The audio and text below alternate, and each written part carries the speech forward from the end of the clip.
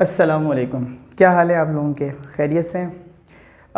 मैं तो हमेशा की तरह खैरियत से ही हूँ और हंसता मुस्कुराता रहता हूँ। अल्लाह ताला आप लोगों को भी हमेशा शाद व आबाद और खुश व खुर्रम रखे। आपका तालीमी सफ़र आसान से आसान होता चला जाए। इस दुआ के बाद हम आ गए हैं फ़र्स्ट ईयर में चैप्टर नंबर 11 पर। चैप्टर नंबर 11 का नाम है थर्मोकेमिस्ट्री।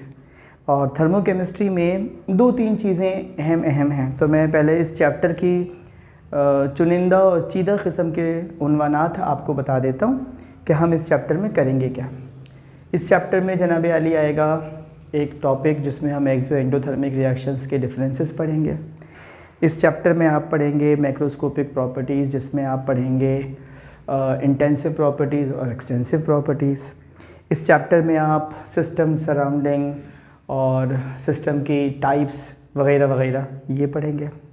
इस चैप्टर में आप पढ़ेंगे स्टेट फंक्शन। इस चैप्टर में आप पढ़ेंगे थर्मोडायनेमिक्स का फर्स्ट लॉ और उसकी कुछ डेरिवेशन है, ख़ास तौर पे एंथैल्पी की, QP = डेल्टा H। और फर्स्ट लॉ ऑफ थर्मोडायनेमिक्स की जो प्रैक्टिकल एप्लीकेशन है, isobaric process, isochoric process, isothermal process, इसको डिस्कस करेंगे।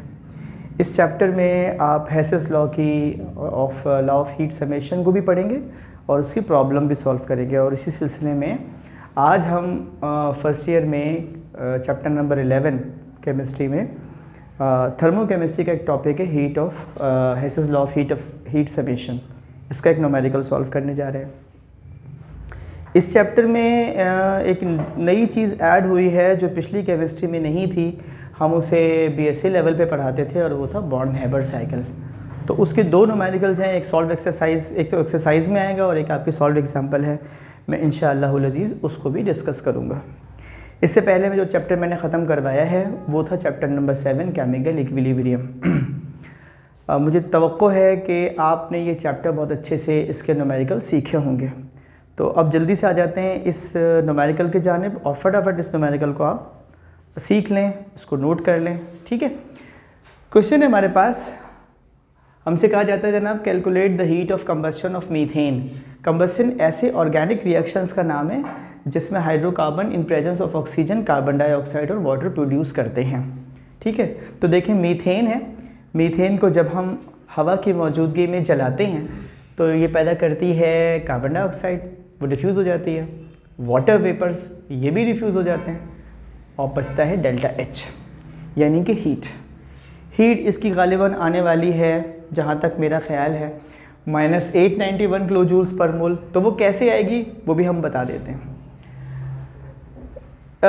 क्लास में पढ़ाने और वीडियो में पढ़ाने में फ़र्क है थोड़ा सा, और वो ये होता है कि क्लास में जब आप डिक्टेट करा रहे होते हैं तो एक एक स्टेप को आप बच्चों को बताते हैं कि अब आप ये लिखें, फिर आप ये लिखें, फिर आप ये लिखें। वीडियो के अपने कुछ तकाज़े होते हैं। उस पर तकाज़ा ये होता है कि वो साफ़ सुथरा हो, समझ में आ रहा हो, क्योंकि आप लोग बहुत फासले पर होते हैं, दूर होते हैं, तो ये नहीं पता होता कि आपके जहनों में कौन सा सवाल उभरेगा।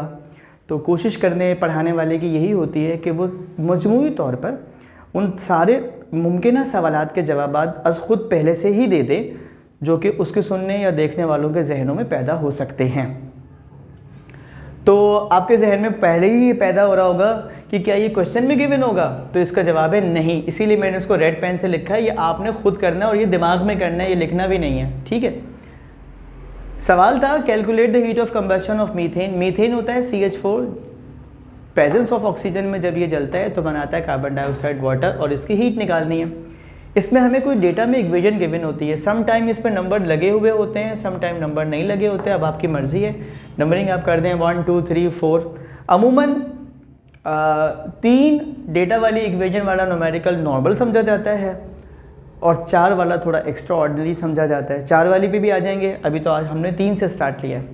पहले इक्वेशन में क्या कह रहा है, कार्बन डाइऑक्साइड, कार्बन से और हाइड्रोजन की जब कम्बिनेशन होती है, सिंथेसिस रिएक्शन, तो मीथेन बनता है। हीट बाहर आती है, माइनस का मतलब है exothermic reaction, -75 kilo joules per मोल। ठीक है, अभी आप इस रिवर्सिंग पे ध्यान ना दें, ये डेटा पे ध्यान दें। दूसरी इक्वेशन है कार्बन जब ऑक्सीजन से मिलता है तो कार्बन डाइऑक्साइड बनाता है। हीट कितनी बाहर आती है, -394 किलो जूल्स पर मोल। एडिंग जो लिखा है इस पे ध्यान ना दें। आपको नज़र आ रहा होगा कि मीथेन में के बनने में हीट कम इवॉल्व होती है, जबकि कार्बन डाइऑक्साइड के बनने में हीट ज़्यादा इवॉल्व होती है। ठीक, तो जब हम फर्स्ट ईयर में पढ़ते थे तो हम तो इनकी इंथैल्पीज़ को भी याद कर लिया करते थे। अब तो खैर एग्ज़ाम में ये खुद गिवन होता है। अगर ऐसे कोई पूछे ना भाई कार्बन डाइऑक्साइड की हीट ऑफ फॉर्मेशन कितनी है, तो हमें याद होता था -394 किलोजूल्स पर मोल। आज का बच्चा तो शायद 18 का टेबल भी याद नहीं करता फर्स्ट ईयर सेकेंड ईयर का, जो उस्ताद है। हाइड्रोजन जब हाफ मोल ऑफ वाटर से ऑक्सीजन से मिलता है तो बनाता है 1 मोल ऑफ वाटर और हीट निकलती है -286 किलोजूल्स पर मोल।